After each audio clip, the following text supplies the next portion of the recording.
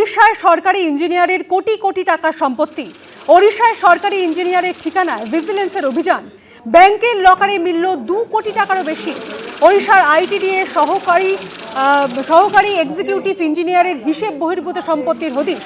5টি বিলাসবহুল ভবন, 13টি প্লট এবং ব্যাংকের লকারে কোটি কোটি টাকা। ওড়িশার ভিজিলেন্স বিভাগের অভিযানে উদ্ধার 2 কোটি টাকারও বেশি।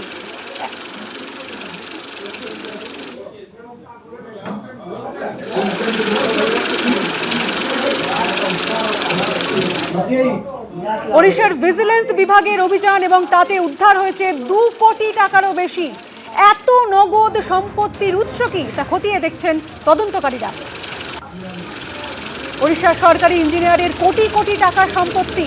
ওড়িশার সরকারি ইঞ্জিনিয়ারের ঠিকানায় ভিজিলেন্সের অভিযান। ব্যাংকের লকারে মিলল 2 কোটি টাকারও বেশি।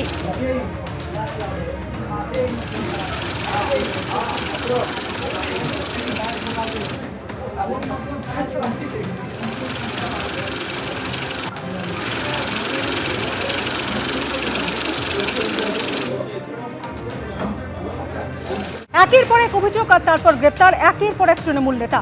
কলকাতায় গ্রেপ্তার আরও এক তৃণমূল কাউন্সিলর। গ্রেপ্তার তৃণমূল কাউন্সিলর বাপ্পাদিত্য দাশগুপ্ত। তোলাবাজির অভিযোগে গ্রেপ্তার 101 নম্বর ওয়ার্ডের তৃণমূল কাউন্সিলর বাপ্পাদিত্য দাশগুপ্ত। রাতেই পাটুলি থানায় আনা হয় বাপ্পাদিত্য দাশগুপ্তকে। বাপ্পাদিত্য দাশগুপ্তকে দেখে ওঠে চোর স্লোগান।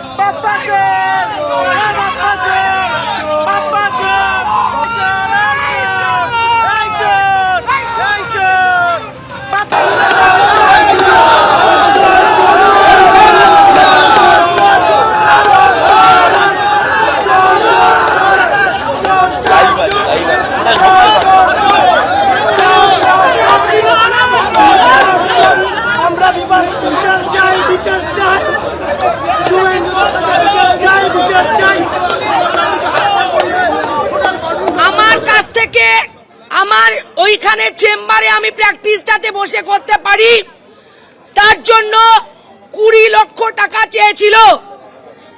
20 লক্ষ টাকা দিনের পর দিনে যখন আমাকে ভয়ভীত করা হয়, ওনাকে আমি 2 লক্ষ টাকা দিই বসার জন্য। কারণ তারপরে যেহেতু উনি পাননি, চেম্বার আমার আছে যেহেতু, এবং পোস্টপোল ভায়োলেন্সের শিকার, আমার বাড়ি তছনছ করা হয়েছিল। অনেকে আছে। আজকে আমি বাপ্পাদিত্য দাশগুপ্তর সম্বন্ধে আমি কমপ্লেন করি। এই 8টার সময় রাত্রি 9:20 কমপ্লেন করা হয় এবং তারপর ওকে তোলা হয়। আপনারা জানেন গতকালই বিকেলে 101 নম্বর ওয়ার্ডে গ্রেপ্তার যুব তৃণমূল নেতা সৌরভ ঘোষ, আর তারপরে কলকাতায় গ্রেপ্তার আরও এক তৃণমূল কাউন্সিলর। গ্রেপ্তার হলেন তৃণমূল কাউন্সিলর বাপ্পাদিত্য দাশগুপ্ত। তোলাবাজির অভিযোগ এবং সেই অভিযোগে গ্রেপ্তার 101 নম্বর ওয়ার্ডের তৃণমূল কাউন্সিলর বাপ্পাদিত্য দাশগুপ্ত। রাতেই বাপ্পাদিত্য দাশগুপ্তকে পাটুলি থানায় আনা হয় এবং তারপরে বিক্ষোভ দেখাতে শুরু করে এলাকাবাসীরা। ওঠে চোর চোর স্লোগান।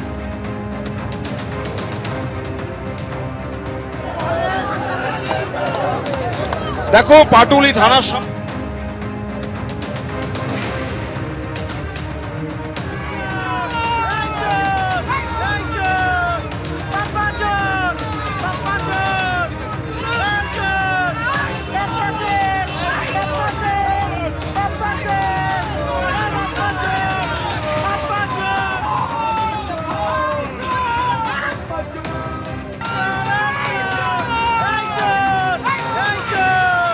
Papa John!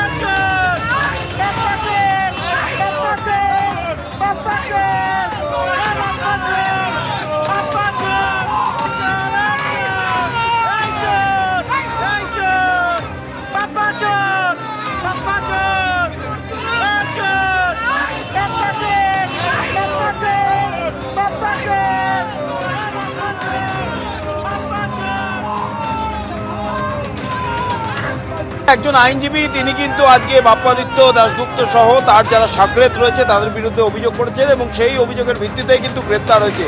কিন্তু তিনি একা নন, এখানে যত মানুষ দেখছো প্রত্যেকেরই কিন্তু পৃথক পৃথক অভিযোগ রয়েছে।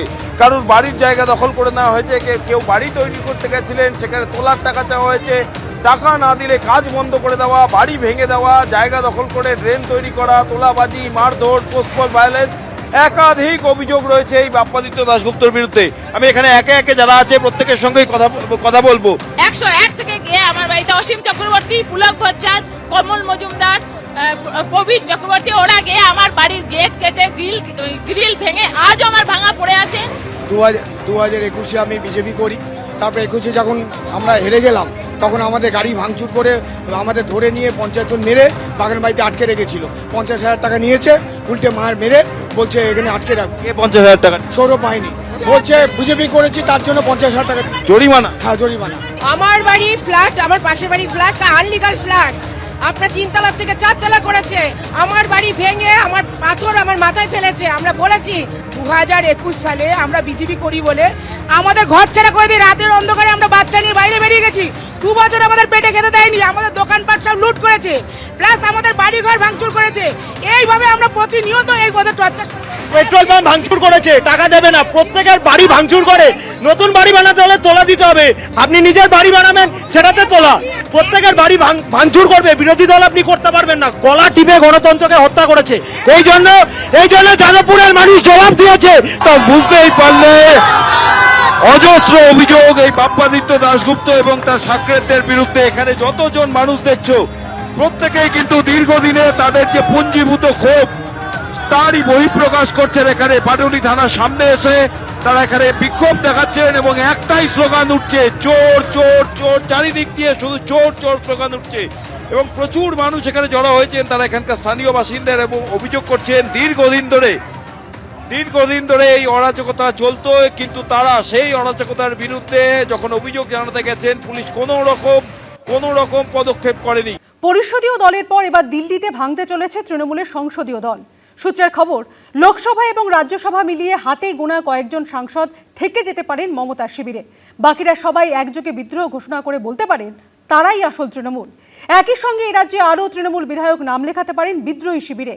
সব মিলিয়ে ভোটে ভরাডুবির পরে কার্যত দিশেহারা অবস্থা তৃণমূলের। তৃণমূল কংগ্রেসকে মানুষ প্রত্যাখ্যান করেছে, একদম শিকড় থেকে উপড়ে ফেলে দিয়েছে। দেখতে থাকুন, সংবাদ দেখতে থাকুন। অনেক হচ্ছে তথাকথিত হচ্ছে বড় মাছ অনেক জয়েন। পশ্চিমবঙ্গে শুরু হয়েছে প্রাক বর্ষার বৃষ্টি, কিন্তু রাজ্য রাজনীতিতে মমতা বন্দ্যোপাধ্যায়ের শিবিরে যেন ঘোর বর্ষার ভাঙন শুরু হয়েছে। নীলবাড়ির রাশ হাতছাড়া হওয়ার 1 মাস পার হতে না হতেই শুক্রবার কলকাতার ছোট লালবাড়িতেও টলমল অবস্থা তৃণমূলের। কলকাতা, বিধাননগর ও চন্দননগর 3 কর্পোরেশনের মেয়ররা পদত্যাগ করেছেন, আর তার মধ্যেই ইস্তফা দিয়েছেন পূর্ব মেদিনীপুর জেলা পরিষদের সভাধিপতি এবং সহ সভাধিপতি। উত্তর ও দক্ষিণ 24 পরগনা সহ রাজ্য জুড়ে শতাধিক তৃণমূল কাউন্সিলর পদত্যাগ করেছেন। আর এই অবস্থাতেই গঙ্গাপাড়ির পর এবার যমুনা পাড়েও চরম অস্বস্তিতে পড়তে চলেছেন মমতা বন্দ্যোপাধ্যায়। সূত্রে খবর, পরিষদীয় দলের পর এবার দিল্লিতে ভাঙতে চলেছে তৃণমূলের সংসদীয় দল। লোকসভা ও রাজ্যসভা মিলিয়ে হাতে গোনা কয়েকজন সাংসদ থেকে যেতে পারেন মমতা শিবিরে। বাকিরা সবাই একযোগে বিদ্রোহ ঘোষণা করে বলতে পারেন তারাই আসল তৃণমূল। আমাদেরও তো একটা সৌজন্য আছে, রাজনৈতিক রুচিবোধ আছে।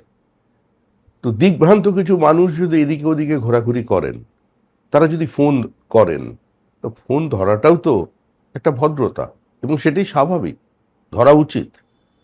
কেউ যদি আসেন বাড়িতে দেখা করতে, তাহলে তাকে তো বসানো উচিত, চা খাওয়ানো উচিত। তো সেটা যদি আমাদের কেউ করে থাকে, করছেন।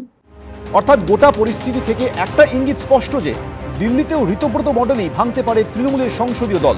অর্থাৎ দলত্যাগ নয়, সরাসরি বিজেপিতে যোগদানও নয়, কৌশলে আলাদা গোষ্ঠী তৈরি করে মমতা বন্দ্যোপাধ্যায়ের থেকে দূরে সরে যাওয়া। এটা একটা নির্দিষ্ট ডিজাইনে তৃণমূল কংগ্রেসকে টার্গেট করে, কারণ তৃণমূল কংগ্রেসের জনভিত্তি আছে, মমতা বন্দ্যোপাধ্যায়ের পেছনে বাংলার মানুষ আছে, যে কারণে সেই শক্তি ভারতের অন্য রাজ্যে সাকসেসফুল হলেও বাংলাটা দখল করতে পারছিল না। হঠাৎ ভোটের পর দলটা যখন বিরোধী আসনে, তখন মনে হলো যে দলে কথা বলা যাচ্ছে না, তখন মনে হলো সম্মান নেই। তার আগের দিন অবধি তো এই দলের নমিনেশন নেওয়ার জন্য লবি করেছেন। বীরত্বটা এই মহিলার উপর কেন্দ্র করে আপনি মঞ্চটাকে তৈরি করছেন কেন? ছেড়ে দিয়ে নির্দল হয়ে করুন না, কে বারণ করেছে? আমরা তো একটা রাজনৈতিক দল, হরিনাম সংকীর্তনের দল নয়, পলিটিক্যাল পার্টি, ব্যান্ড পার্টি তো নয়। এটা মনে করার কোনো কারণ নেই যে তাদের বিজেপি নিয়ে নেবে। দরজা এখন বন্ধ। সোমবার দিল্লিতে ইন্ডি জোটের বৈঠক, সেদিনই কি বড়সড় কিছু ঘটতে চলেছে? যারা নির্বাচনে জিতেছেন বা বিভিন্ন জায়গার জনপ্রতিনিধি আছেন বা এমনকি যারা এই মুহূর্তে সাংসদ, তারাও এই রাজনৈতিক দলটিতে থাকার ব্যাপারে খুব বেশি কিন্তু যে মোটিভেশন সেইটা দেখাচ্ছেন না। তার মধ্যে একটি বড় কারণ অবশ্যই যে আগের সরকারের যে দুর্নীতি বা দুর্বৃত্তায়ন, তার সঙ্গে তারা আর সেভাবে যুক্তও থাকতে চাইছেন না, এবং যদি আগে যুক্ত থেকে থাকেন সেক্ষেত্রে নতুন দলে যাওয়া বা অন্য কোনো দল করে একটা আপোষের মাধ্যমে সেই ঝামেলা এড়িয়ে থাকার চেষ্টা করছেন। একেবারেই তাসের ঘরের মতো ভেঙে পড়ছে এবং দলটি উঠে যাওয়ার সময়ের অপেক্ষা। মমতা বন্দ্যোপাধ্যায় দিল্লিতে থাকার দিনটাকেই কি বিদ্রোহ ঘোষণার জন্য বেছে নিতে চলেছে তৃণমূলের বিদ্রোহী সাংসদরা? বিজেন্দ্র সিংহ, এবিপি আনন্দ। পুরসভা, বিধানসভা, কর্পোরেশন, জেলা পরিষদের পর এবার সংসদেও ভাঙতে চলেছে তৃণমূল। সূত্রের খবর, লোকসভার 28 জন সাংসদের মধ্যে 24 জনেরই মন এখন উড়ু উড়ু, আর তার মধ্যে অন্তত 20 জন বিপ্লবের জন্য একেবারে প্রস্তুত। শুধুমাত্র 4 জন মমতা বন্দ্যোপাধ্যায়ের শিবিরে থাকছেন বলে সূত্রের খবর। রাজ্যসভায় তৃণমূলের 13 জন সাংসদের মধ্যে বিদ্রোহীদের তালিকায় রয়েছেন 9 জন। ঈশ্বরের নামে শপথ করিতেছি, हम डरपोक नहीं है। সহজ পাঠে রবীন্দ্রনাথ ঠাকুর লিখেছিলেন, কাল ছিল ডাল খালি, আজ ফুলে যায় ভরে। গত 15 বছরে ক্ষমতায় থাকাকালীন এভাবেই ফুলে ফুলে ঘাস ফুলের বাগান ভরে উঠেছিল, কিন্তু ক্ষমতা যেতেই রাতারাতি বাগান ছাড়খাড়। লণ্ডভণ্ড মমতা বন্দ্যোপাধ্যায়ের তৈরি তৃণমূল। পুরসভা, বিধানসভা, কর্পোরেশন, জেলা পরিষদের পর এবার সংসদেও ভাঙতে চলেছে তৃণমূল। বিধানসভায় বিদ্রোহী বিধায়করা যখন জোট বেঁধে তার নির্দেশ খারিজ করে দিয়েছিলেন, তখন চুপ করে বসে তা দেখতে হয়েছিল মমতা বন্দ্যোপাধ্যায়কে। এবার সংসদীয় দলও যখন ভাঙনের মুখে, তখনও তা আটকানোর কার্যত কোনো ক্ষমতাই নেই একদা তৃণমূলের সর্বেসর্বার হাতে। লোকসভা ও রাজ্যসভা মিলিয়ে তৃণমূলের বর্তমান সাংসদ সংখ্যা 41, লোকসভায় 28, রাজ্যসভায় 13। সূত্রের খবর, লোকসভার 28 জন সাংসদের মধ্যে 24 জনেরই মন এখন উড়ু উড়ু, তার মধ্যে অন্তত 20 জন তো বিপ্লবের জন্য একেবারে প্রস্তুত। সূত্রের খবর, এরা মমতা বন্দ্যোপাধ্যায়ের সঙ্গ ছাড়তে মনস্থির করে ফেলেছেন। শুধুমাত্র 4 জন মমতা বন্দ্যোপাধ্যায়ের শিবিরে থাকছেন বলে সূত্রে খবর। এরা হলেন অভিষেক বন্দ্যোপাধ্যায়, কল্যাণ বন্দ্যোপাধ্যায়, সুদীপ বন্দ্যোপাধ্যায় ও মালা রায়। ভাঙারও তো একটা বিজ্ঞান আছে, ভাঙা শিখতে হয়। অপরূপভাবে ভাঙা, গড়ার চেয়েও মূল্যবান কখনো স্বপ্ন। কিন্তু দূর দূর পর্যন্ত এর সঙ্গে বিজেপির কোথাও কোনো সম্পর্ক নেই। সূত্রে খবর, শুধু লোকসভায় নয়, রাজ্যসভাতেও ভাঙতে চলেছে তৃণমূল। অভিষেক ব্যানার্জির হাই হ্যান্ডেডনেস, সেইভাবে দলকে পরিচালনা করছিলেন এবং সেটাতে মমতা বন্দ্যোপাধ্যায় বিষয়টি বুঝেও চুপ থাকা, এটাই তো কারণ সবার ক্ষেত্রে। কোনো এমপির সাথে তো আমার কথা হয়নি, আর আমি বিধানসভার সদস্য, লোকসভা বা রাজ্যসভার সদস্য নয়, কিন্তু টিভি মিডিয়ার মাধ্যমে যা দেখলাম যে সেখানেও বোধহয় এরকম একটা ডেভেলপমেন্ট হচ্ছে। এবার সেটা দেখে আমার যা মনে হলো যে ক্ষোভের কারণ সবার একই হবে। সূত্রের খবর, রাজ্যসভায় তৃণমূলের 13 জন সাংসদের মধ্যে বিদ্রোহীদের তালিকায় রয়েছেন 9 জন। যে 4 জন মমতা বন্দ্যোপাধ্যায়ের পাশে থাকছেন বলে জানা যাচ্ছে তারা হলেন ডেরেক ওব্রায়েন, দোলা সেন, সাগরিকা ঘোষ এবং মেনকা গুরুস্বামী। যারা এই মুহূর্তে সাংসদ, তারাও এই রাজনৈতিক দলটিতে থাকার ব্যাপারে খুব বেশি কিন্তু যে মোটিভেশন সেইটা দেখাচ্ছেন না। তাদের মধ্যে কয়েকজন অবশ্যই থেকে যাচ্ছেন মমতা বন্দ্যোপাধ্যায়ের সঙ্গে। আগের সরকারের যে দুর্নীতি বা দুর্বৃত্তায়ন, তার সঙ্গে তারা আর সেভাবে যুক্তও থাকতে চাইছেন না, এবং যদি আগে যুক্ত থেকে থাকেন সেক্ষেত্রে নতুন দলে যাওয়া বা অন্য কোনো দল করে একটা আপোষের মাধ্যমে সেই ঝামেলা এড়িয়ে থাকার চেষ্টা করছেন। শনিবার দিল্লি গেছেন অভিষেক বন্দ্যোপাধ্যায়, কিন্তু রাজনৈতিক মহলের ধারণা তাঁর প্রতি তৃণমূলের সাংসদ বিধায়কদের একটা বড় অংশের যে বিশাল ক্ষোভ, তাতে তাঁর পক্ষে দিল্লি গিয়েও ভাঙন ঠেকানো কার্যত অসম্ভব। যে বিগত কয়েক বছরে যে বৈভব, যে অস্বচ্ছতা, যে দুর্বৃত্তায়ন ঘটেছিল, তাতে আমার কোনো সহমত ছিল না, এবং বিগত 5-7 বছরের এই বৈভব, এতে আমি অভ্যস্ত নই। সব মিলিয়ে এখন যা পরিস্থিতি, তাতে তৃণমূলের সংসদীয় দলে ভাঙন নিছকই সময়ের অপেক্ষা। প্রশ্ন একটাই, তা কবে হবে? সোমবার দিল্লিতে ইন্ডি জোটের বৈঠকে উপস্থিত থাকার কথা মমতা বন্দ্যোপাধ্যায়ের। সেদিনই কি বিদ্রোহী সাংসদরা আনুষ্ঠানিকভাবে বিদ্রোহের ঘোষণা করে তাকে রাজনৈতিকভাবে আরও নিঃসঙ্গ করে দেওয়ার কৌশল নেবেন? প্রশ্ন রাজনৈতিক মহলে। বিজেন্দ্র সিংহ, এবিপি আনন্দ। তৃণমূলে কি বিদ্রোহী বিধায়কদের সংখ্যা আরও বাড়বে? জল্পনা উস্কে দিলেন বাগনানের বিদ্রোহী বিধায়ক অরুণাভ সেন। বললেন সোমবার তথাকথিত আরও বড় মাছও জয়েন করবে। তৃণমূল থেকে বহিষ্কৃত বিধায়ক সন্দীপন সাহার দাবি তাদের পক্ষে সংখ্যাটা রোজই বাড়ছে। আর এই প্রেক্ষাপটে তৃণমূলকে আক্রমণ করতে ছাড়েনি বিজেপি ও কংগ্রেস। অনেক আগে আমরা বলেছিলাম যে পশ্চিমবঙ্গে যেদিনকার ক্ষমতা থাকবে না, তৃণমূল পার্টি ভেঙে চুরমার হয়ে যাবে 24 ঘন্টার মধ্যে। মমতা বন্দ্যোপাধ্যায় যখন কংগ্রেস ভেঙে বেরিয়ে এসে নিজের দল তৈরি করেছিলেন এবং নাম রেখেছিলেন তৃণমূল কংগ্রেস, তখন তার নেপথ্যে মূল কারণ ছিল যে তিনি মনে করতেন নিচুতলার অর্থাৎ তৃণমূল স্তরের মানুষের ও কংগ্রেস কর্মী সমর্থকদের প্রকৃত প্রতিনিধি তিনি তাদের কথা বোঝেন, তাদের কথা বলেন। কিন্তু এখন নিচুতলা, মাঝতলা, উঁচুতলা সর্বস্তর থেকেই কার্যত বিচ্ছিন্ন হয়ে গিয়েছেন তিনি। একদা জননেত্রী, আজ জনবিচ্ছিন্ন। ক্ষমতায় থাকাকালীন তিনি ও তাঁর সেনাপতিরা যে কায়দায় কংগ্রেস সিপিএম ভাঙিয়েছিলেন, আজ তাঁর তৃণমূলও ভাঙছে, তবে ভিতর থেকে ভিন্ন কৌশলে। আর তাকে চুপ করে বসে দেখতে হচ্ছে। মতাদর্শবিহীন, লক্ষ্যভ্রষ্টহীন একটা জনগোষ্ঠী যদি নিজেকে রাজনৈতিক দল বলে পরিচয় দেয়, তো তারা তো এভাবে ভেঙে যায়। বিধানসভায় ইতিমধ্যেই মমতাপন্থীরা সংখ্যার নিরিখে দুর্বল। ঋতব্রত বন্দ্যোপাধ্যায়রা বলছেন তারাই আসল তৃণমূল। 58 জন বিধায়ক ইতিমধ্যেই তাঁদের দিকে। সংখ্যাটা আরও বাড়তে পারে বলে স্পষ্ট ইঙ্গিত দিচ্ছেন বিদ্রোহীরা। শনিবার নবান্নে মুখ্যমন্ত্রী শুভেন্দু অধিকারীর সঙ্গে রেলমন্ত্রীর বৈঠকে উপস্থিত ছিলেন হাওড়ার বাগনানের বিদ্রোহী তৃণমূল বিধায়ক অরুণাভ সেন। বৈঠকের পরই তাঁর গলায় শোনা যায় ইঙ্গিতপূর্ণ মন্তব্য। আমার সঙ্গে এইমাত্র ঋতদার কথা হলো, এই ধরনের সংক্রমণ ব্যাপারে একটু ব্যস্ত হচ্ছে থাকবেন। আপনারা আগামী দিন দেখবেন আরও বেশ কিছু মানুষ আমাদের সঙ্গে আগামী সোমবার দিন যোগ হবে। অনেক হচ্ছে তথাকথিত হচ্ছে বড় মাছ অনেক জয়েন দেখতে থাকুন। গতকাল একটি মিটিং হয় কালীঘাটে মমতা ব্যানার্জির বাড়িতে। 31 তারিখও একটি মিটিং হয়। 31 তারিখের মিটিংয়ে 20 জন এমএলএ পৌঁছেছিলেন, আর গতকাল সেই নাম্বারটা নেমে 8-এ দাঁড়িয়েছে। তো এটা থেকেই তো পরিষ্কার হয়ে যাচ্ছে সংখ্যাটা কোন দিকে কমছে। দেখুন, আরো এমএলএরা আমাদের সাথে যোগাযোগ করছে। যোগাযোগ করার সংখ্যা 58 জন সই করেছেন এবং আরো এমএলএরা আমাদের যোগাযোগ করছেন এবং সেই সংখ্যাটা রোজই বাড়ছে। একুল ভেঙে অকুল তুমি গড়ো, যার একুল অকুল দুকুল গেল তার লাগি কি করো। এই গানের মতোই মমতা বন্দ্যোপাধ্যায়ের রাজনীতিরও এখন দুকুলই ভাঙছে, প্রতিদিন ভাঙছে, প্রতি মুহূর্তে ভাঙছে। কাছের লোক, দূরের লোক বলে স্থায়ী কিছুই নেই। এক লহমায় পাল্টে যাচ্ছে সমীকরণ। শুধুই ভাঙছে, গড়ার সম্ভাবনা নেই বললেই চলে। আর এই পরিস্থিতিতে এককালে মমতা বন্দ্যোপাধ্যায় যাঁদের ঘর ভেঙেছেন, তাঁরা এখন পারে বসে তাঁর রাজনৈতিক ভাঙন দেখছেন। ওখানে যখন হয়েছে এখানেও হবে, তাদেরই তো লোক এখানটা আছে। লোকসভার স্পিকারের সঙ্গে অনেক এমপি যোগাযোগ করেছে। ব্যান্ডেড দিয়ে কি আর ক্যান্সার সারানো যায়?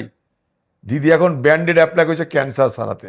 এই পশ্চিমবঙ্গে কংগ্রেস 50 বছর ক্ষমতায় নাই, আমরা কিন্তু ময়দানে আছি। এসবের মধ্যেই সোশ্যাল মিডিয়ায় ইঙ্গিতপূর্ণ পোস্ট করে তৃণমূলের বিধায়ক কুণাল ঘোষ লিখেছেন, ভোটের 1 মাসের মধ্যে যারা রহস্যজনক ব্যক্তিগত স্বার্থে প্রতিপক্ষের পৃষ্ঠপোষকতায় মমতাদির সঙ্গে বিশ্বাসঘাতকতা করে, আমি তা সমর্থন করি না। আমি মমতাদির সঙ্গেই আছি। এটা খুব ঠান্ডা মাথায় অন্য একটি শক্তি অর্গানাইজ করে দিচ্ছে। যারা ওদের সঙ্গে যাচ্ছেনও তারাও যোগাযোগ করে অনেকেই গল্পটা বলে দিচ্ছেন। তারা জিতেছেন দলের প্রতীকে, তারা জিতেছেন মমতা বন্দ্যোপাধ্যায়ের ছবি ব্যবহার করে। যদি ক্ষমতা থাকে, নিজের এলাকায় একটি করে কর্মী সভায় ডাকুন, মানুষের মতামত নিন। দলের কর্মী যারা তাদের জিতিয়েছেন তাদের মতামত নিন যে মমতা বন্দ্যোপাধ্যায়ের সঙ্গে বিশ্বাসঘাতকতা করবো কিনা, তারপরে সব সিদ্ধান্ত নিন না। যা দেখলাম ওদের পার্টিদের কথা শুনে মনে হচ্ছে যে ক্ষোভটা ছোটবাবুর উপরে বেশি। কিন্তু এটা জেনে রাখুন, মন্দিরই ভেঙে গেছে তো ভগবান কোথায় থাকবে। পরাজয়ের পর এখন ভাঙনগ্রস্ত তৃণমূল। শিবাশিস মৌলিক, রাজীব চৌধুরী ও সমীরণ পালের রিপোর্ট, এবিপি আনন্দ। এবিপি আনন্দ, এগিয়ে থাকে, এগিয়ে রাখে।